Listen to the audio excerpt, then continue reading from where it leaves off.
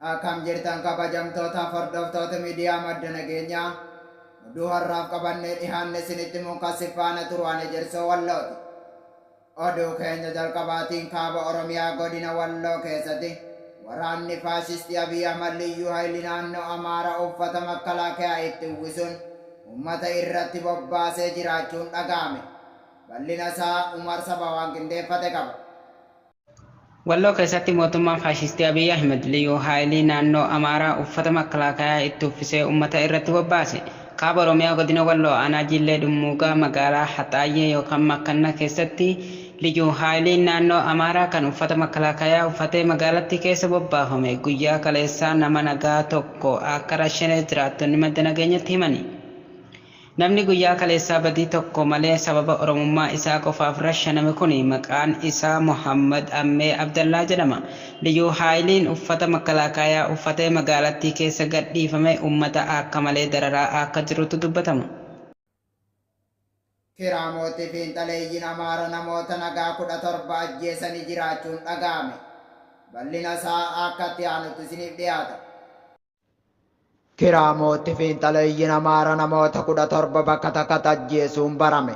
Onkololeessa 10 bara 2020 takka irraa eegaluun fiinxaleeyyiin Amaara kan mootummaa Bilxiginnaan deeggaraman godina Wallagga Bahaa fi Horroo Guduruutti uummata Oromoo irra taleellaa raawwachaa kan jiranidha. Haala kanaan muddee 27 bara 2020 takka godina Wallagga Bahaa aanaa Kiraamuu ganda Haashuu Kuyyisee jedhamutti ganama bariitti hidhattoota Amaara namoota nagaa 17 ajjeesuun beekameera. Namoota ajjeefaman keessaa maanguddoonii fi sabboontonni hawaasa naannichaa keessatti dhageettii qaban kan akka obbo Balay Dinqaa ajjeefamuun dhageenyeerra. Abbaa warraa fi haadha warraa akkasumas abbaa fi ilma dabalatee namoota 17 olitu ajjeefame jedhe maddi keenya madda nageenyaatti hime kun. Namoonni ajjeefaman kan ammaaf maqaan nu ga'e isaan armaan gadiiti.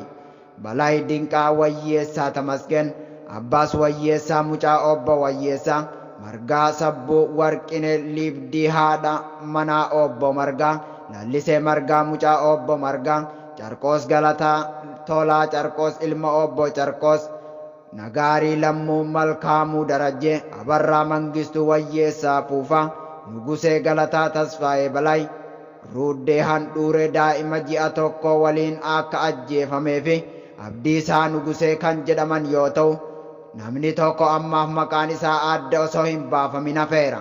Naannichatti fiinxaleeyyiin Amaaraa fi Bilxiginnaan xiyyeeffachuu irra deddeebiin ajjeechaa suukanneessaa raawwachaa akka jiran dubbatu maddi keenya madda nageenyaatti hime kun. Antooniyoo Bilaayikeenii fi Yoo'er Keeniyaataan dhimma Itoophiyaa fi Soomaaliyaa irratti mari'atan. Bal'ina isaa Umar Sabaa dabalataan waan qindeeffate qaba. Antoonii Biliinkenii fi Uhuru Keeniyaan dhimma Itoophiyaa fi Soomaaliyaa irratti mari'atani.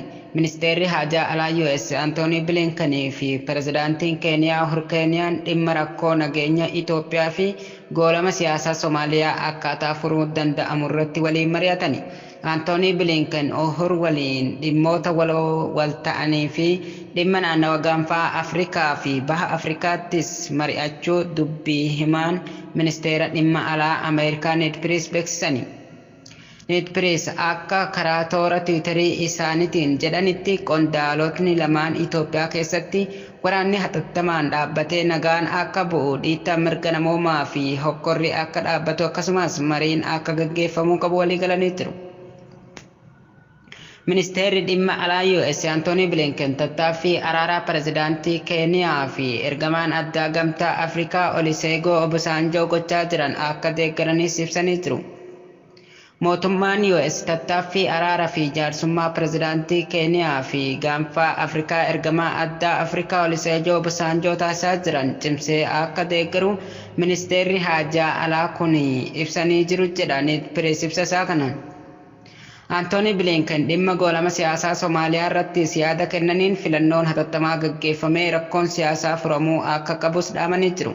Dureewwan naannolee biyyattii sadarkaa federaalaa fi naannootti jiran hundinuu filannoo paarlaamaa fi pirezidaantummaa haqaa fi bilisa ta'e kan xaxaa fi hannarraa qulqullaa'e hatattamaan geggeessuu irratti fuulleffachuu qabu jedha qondaalli kun.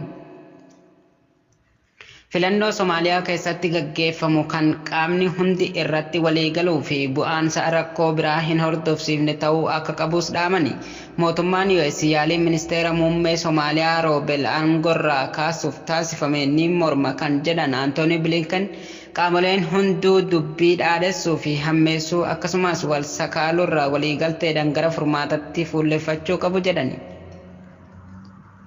Aangoon isaanii dursee kan obba'e pirezidaantiin Somaaliyaa Abdullaahi Farmaajo ministeera muummee biyyattii aangoo seeraan alaa fayyadamaniiru, lafa mootummaa seeraan ala qabataniiru jechuun hanga qoratamee qulqullaa'utti aangorraa ittisanii jiru.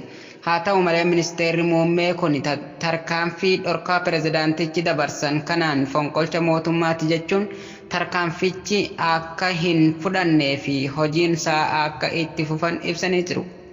Atakaaroon qondaalota lameen gidduutti uumamee jiru kun gara walitti bu'iinsa hamaatti deemuu mala sodaan jedhus uumamee jira.